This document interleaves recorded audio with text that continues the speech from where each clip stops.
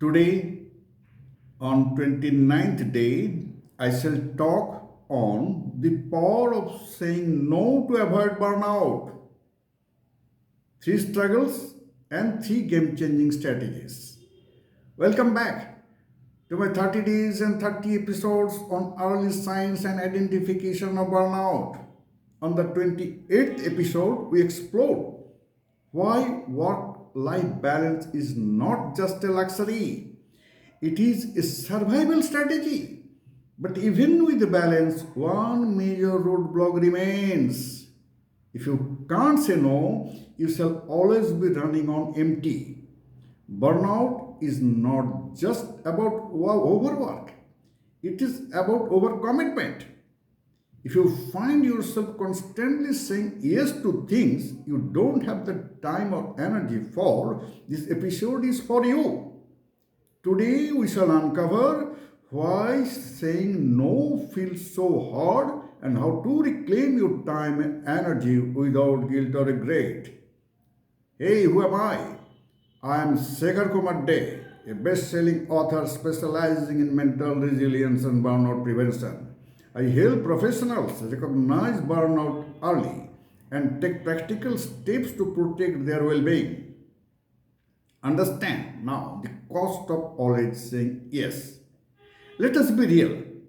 How often do you say yes to things you don't want to do? Like extra work, last minute meetings, obligations that drain you energy? Studies show that 60% of professionals struggle to say no due to fear of disappointing others or missing out on opportunities. Here is what happens when you overcome it.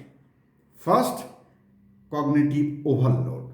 Your brain can only handle so many tasks before it shuts down. Second, emotional fatigue. Constantly pleasing others at your own expense drains your mental well being. Physical burnout, long hours, skipped meals, and sleep deprivation take a serious toll.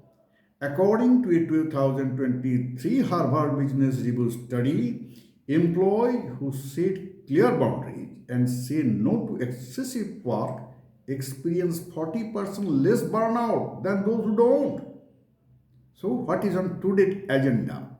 First, three pain points. Why saying no feels so hard? Second, three proven strategies to say no without guilt. Third, practical takeaways to protect your mental well being. Here are three major pain points behind saying no. We all know we should say no sometimes, but why is it so difficult? It boils down to three psychological barriers. First pain point, the fear of disappointing others. Many of us are raised to be helpful, agreeable, and accommodating. Saying no feels like we are letting someone down. This is called people pleasing syndrome. Studies show that 60% of professionals hesitate to say no due to a fear of judgment or harming relationships. But here is the truth: if you always prioritize others over yourself, you shall end up exhausted, resentful, and unable to perform at your best. So the final picture emerges: saying yes to everything is equal to saying no to yourself. Second pain point, the guilt of prioritizing yourself. Have you ever felt guilty for saying no, even when you knew you were overwhelmed? That's because society often equates productivity with worth. A 2023 study from the Harvard Business Review found that employees who overwork out of guilt are twice as likely to experience chronic stress and burnout. But putting yourself last is not noble, it is destructive. If you burn out, you are not helping one, including yourself. Remember, prioritizing yourself is not selfish, it is necessary. Third pain point, the fear of missing out, FOMO. We sometimes say yes because we don't want to miss an opportunity, whether it's a career move, social event, or favor that could lead to something bigger. But data shows that overcommitting doesn't lead to success, it leads to inefficiency. A 2021 Stanford study found that when people work beyond 50 hours a week, productivity drops by 25%. Saying no to things that drain your energy allows you to say yes to what truly matters. Here are three strategies on how to say no without guilt. Now that we understand why saying no is so hard, let us break this cycle with these three science backed strategies. Strategy number one, the soft no approach. If a direct no feels too harsh, try a polite but firm alternative. Instead of no, I can't, say I would love to help, but I am fully committed right now. This keeps the door open for future collaboration while setting a clear boundary. If assertive but respectful, making it easier for the other person to accept. Use these when declining extra work, social invites, or obligations you don't have time for. Second strategy, the delayed response trick. Many of us say yes on impulse.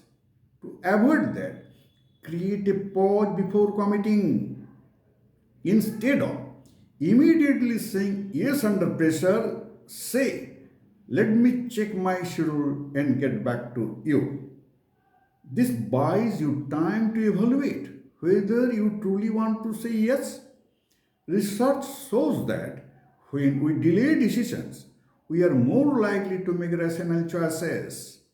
Use this strategy for work commitments, social invitation, and even family requests.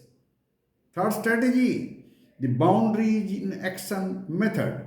One of the most effective ways to say no is to set expectations upfront. Instead of being available for 24 by 7 and feeling guilty for saying no, say, I don't check work emails after 7 p.m. It's quite fair. This eliminates awkward no's because people already know your limits. Boundaries help you protect your time and energy without constant negotiation. Negotiation will waste your lot of precious time. Instead, set the boundary. Write down your non negotiable boundaries and stick to them on your display board. Right? Let us talk. Have you ever struggled to say no? Drop a yes in the commitment if this sounds like you. Hit like and subscribe for daily burnout recovery up tips. Recapitulation and final takeaways. Saying yes too often leads to exhaustion, stress, and inefficiency. The three biggest struggles: fear of disappointing others, guilt, and FOMO.